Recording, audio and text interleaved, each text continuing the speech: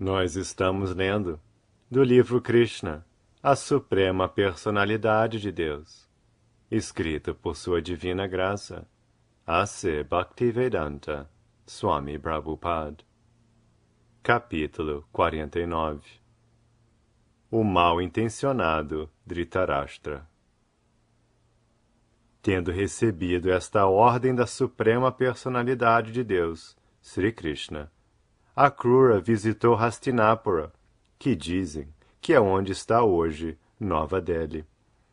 A parte de Nova Delhi, ainda conhecida como Indraprastha, é aceita pelas pessoas em geral como a antiga capital dos Pandavas. O próprio nome Hastinapura sugere que lá havia muitos Hastis, ou elefantes. Porque os Pandavas tinham muitos elefantes na capital, ela se chamava Hastinapura. Criar elefantes é muito caro. Para criar muitos elefantes, portanto, o reino deve ser muito rico. E Hastinapura, como Akrura viu quando chegou lá, estava cheia de elefantes, cavalos, quadrigas e outras opulências. Os reis de Hastinapura eram considerados os governantes do mundo todo. Sua fama se difundia por todo o reino, e sua administração se conduzia sob o bom conselho de brahmanas eruditos. Depois de ver a opulentíssima capital, Akrura encontrou-se com o rei Dhritarashtra. Também viu o avô Bhishma sentado com ele. Depois de encontrar-se com eles, Akrura foi ver Vidura e depois a irmã de Vidura, Kunti. Um após outro, ele viu o rei Bhalika e seu filho Somadatta, Dronacharya, Kripacharya, Karna e Suyodhana. Suyodhana é outro nome de Duryodhana. Ele também viu o filho de Dronacharya, Ashvatthama, e os 5 irmãos Pandavas, e outros amigos e parentes que moravam na cidade. Akrura era conhecido como filho de Gandhini. Então todos os que ele encontrava ficavam muito contentes em recebê-lo e perguntavam sobre o bem-estar de seus respectivos parentes. Ofereciam-lhe um bom lugar nas recepções, e ele perguntava tudo sobre o bem-estar e atividades de seus parentes. Visto ter sido encarregado de visitar Hastinapura pelo Sr. Krishna, deduz-se que ele era muito inteligente quando estudava uma situação diplomática. Dhritarashtra estava ocupando o trono ilegitimamente depois da morte do rei Pandu, apesar da presença dos filhos de Pandu. Akrura queria ficar em Hastinapura para estudar toda a situação. Ele pôde entender muito bem que o mal-intencionado Dhritarashtra estava muito inclinado em favor de seus próprios filhos. De fato, Dhritarashtra já havia usurpado o reino e agora planejava livrar-se dos 5 irmãos Pandavas.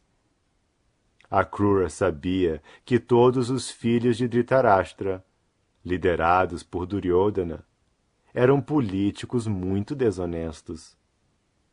Dhritarashtra não agia de acordo com as boas instruções de Bhishma e Vidura. Ao contrário, ele era levado pelos maus conselhos de pessoas tais como Karna e Shakuni. Akrura decidiu permanecer em Hastinapura durante alguns meses para estudar toda a situação política. Aos poucos, Akrura foi informado por Kunti e Vidura que Dhritarashtra era intolerante e tinha inveja dos 5 irmãos Pandavas por causa de sua extraordinária cultura na ciência militar e de sua força física muito desenvolvida.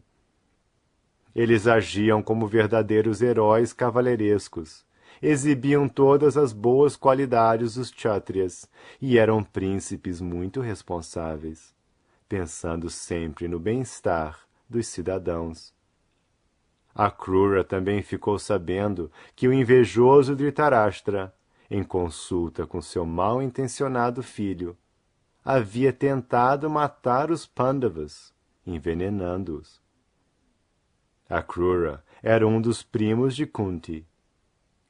Por isso, depois de se encontrar com ele, Kunti começou a perguntar sobre seus parentes paternos. Pensando em sua terra natal e pondo-se a chorar, ela perguntou a Akrura se seu pai, mãe, irmãos, irmãs e outros amigos em casa ainda se lembravam dela. Ela perguntou especialmente sobre Krishna e Balarama, seus gloriosos sobrinhos. Ela perguntou: Krishna, a suprema personalidade de Deus, que é muito carinhoso com seus devotos, lembra-se de meus filhos? Balarama lembra-se de nós? Em seu íntimo, Kunti sentia-se como uma corça no meio de tigres. E realmente sua situação era assim. Depois da morte de seu marido, o rei Pandu, ela devia tomar conta de seus 5 filhos Pandavas. Mas Dhritarashtra estava sempre planejando matá-los. Ela era, sem dúvida, como um pobre animal inocente no meio de diversos tigres. Sendo devota do Sr. Krishna, ela sempre pensava nele e esperava que algum dia Krishna viesse salvá-la de sua perigosa situação. Ela indagou de Akrura se Krishna planejava vir aconselhar os Pandavas órfãos de pai como se livrar das intrigas de Dhritarashtra e de seus filhos. Falando com Akrura sobre todos esses assuntos, ela se sentiu desamparada e exclamou: Meu querido Krishna, você é o místico supremo, a super-alma do universo, o verdadeiro bem-querente de todo o universo. Meu querido Govinda, neste momento você está muito longe de mim, mas eu oro a fim de me render a seus pés de lótus. Agora estou muito aflita com meus 5 filhos sem pai. Posso entender muito bem que fora de seus pés de lótus não há abrigo ou proteção. Seus pés de lótus podem salvar todas as almas aflitas, porque você é a suprema personalidade de Deus. A pessoa pode se salvar das garras de repetidos nascimentos e mortes, só por sua misericórdia. Meu querido Krishna, você é o Supremo Puro, a super-alma e Senhor de todos os yogis. Que posso dizer? Posso apenas oferecer-lhe minhas respeitosas reverências. Aceite-me como sua devota, completamente rendida. Embora Krishna não estivesse presente diante dela, Kunti ofereceu-lhe suas orações como se ele estivesse presente face a face com ela. Isto é possível para qualquer um que siga os passos de Kunti. Krishna não precisa estar fisicamente presente em toda parte. Ele de fato está presente em toda parte pela potência espiritual, e a pessoa apenas deve render-se sinceramente a ele. Quando oferecia suas orações com muito sentimento a Krishna, Kunti não conseguiu se controlar e chorou alto diante de Akrura. Vidura também estava presente, e ambos tiveram muita compaixão dela, e puseram-se a consolá-la, glorificando seus filhos, Yudhishthira, Arjuna e Bhima. Eles a acalmaram, dizendo que seus filhos eram extremamente poderosos. Ela não devia se perturbar por causa deles, pois eles tinham nascido dos grandes semideuses Yamaraj, Indra e Vayu. Akrura decidiu regressar e relatar sobre as circunstâncias tensas em que havia encontrado Kunti e seus 5 filhos. Primeiro, ele quis dar um bom conselho a Dhritarashtra, que tinha uma inclinação tão favorável para os seus próprios filhos e desfavorável para os Pandavas. Quando o rei Dhritarashtra estava sentado entre amigos e parentes, Akrura começou a falar com ele, chamando-o de Vaichitravirya. Vaichitravirya quer dizer filho de Vichitravirya. Vichitravirya era o nome do pai de Dhritarashtra, mas de fato Dhritarashtra era filho gerado não de Vichitravirya, mas de Vyasadeva. O sistema antigo era que se um homem era incapaz de gerar um filho, seu irmão podia gerar um filho no ventre da esposa do irmão. Agora, na era de Kali, este sistema é proibido.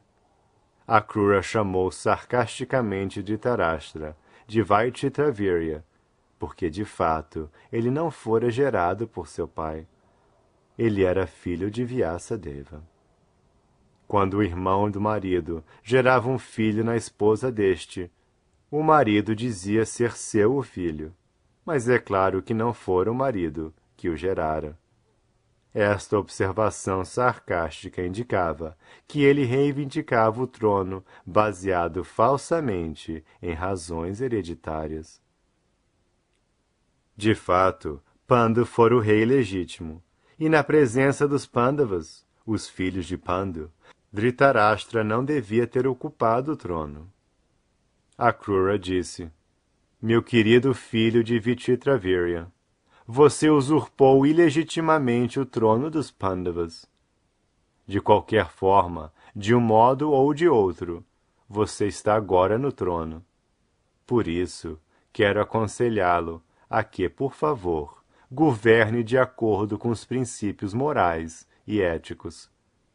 Se fizer assim e tentar ensinar seus súditos dessa maneira, seu nome e fama serão perpétuos.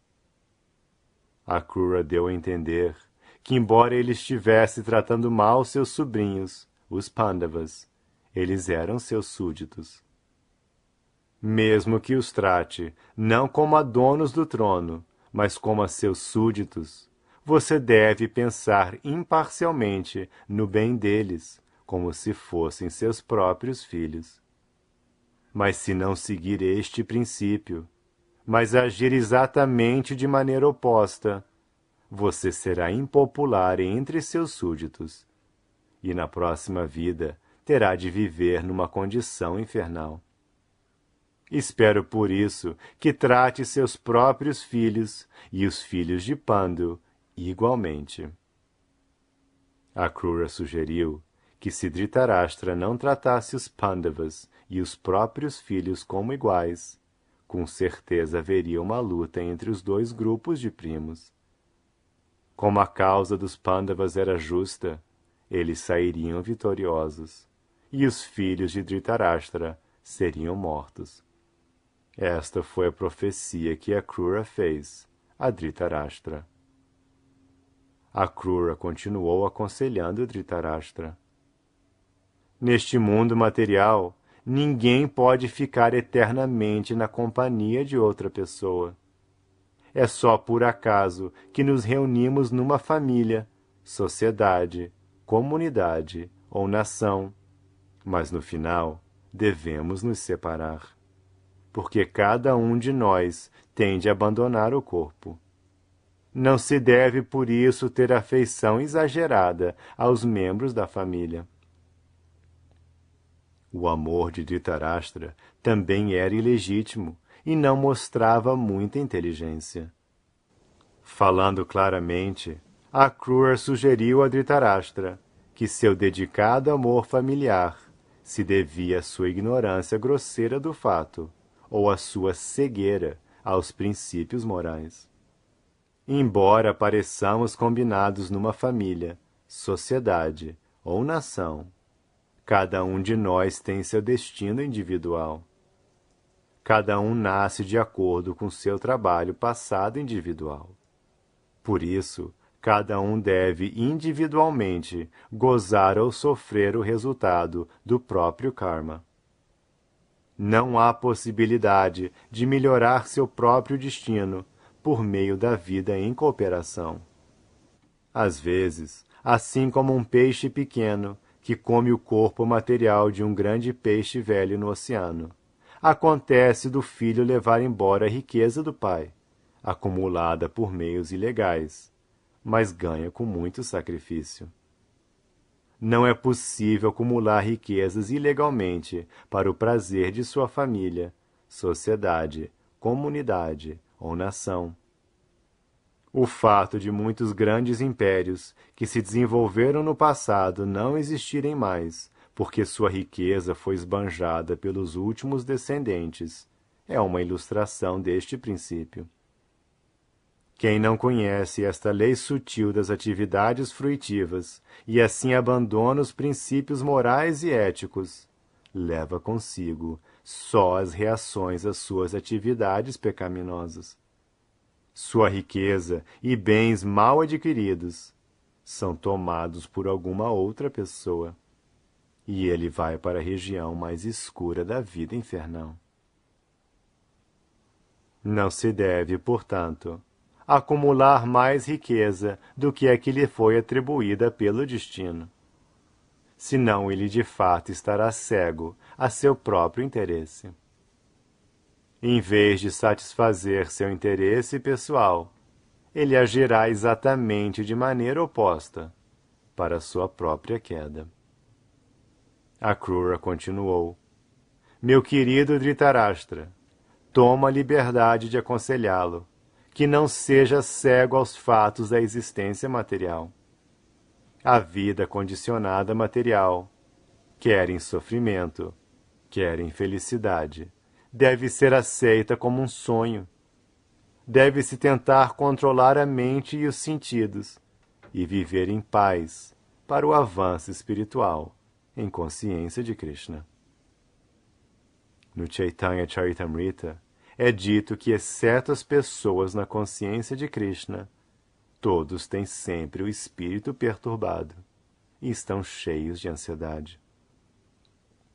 Nem mesmo aqueles que se esforçam por alcançar a liberação ou fundir-se na refulgência Brahman, ou os yogis que procuram alcançar a perfeição no poder místico, podem ter paz de espírito. Os devotos puros de Krishna não fazem nenhum pedido a Krishna. Eles se satisfazem simplesmente com o serviço prestado a ele.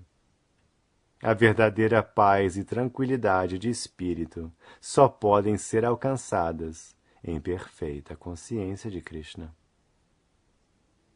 Depois de ouvir as instruções morais de Akrura, Dhritarashtra respondeu: Meu querido Akrura, você é muito caridoso em me dar boas instruções, mas infelizmente não as posso aceitar.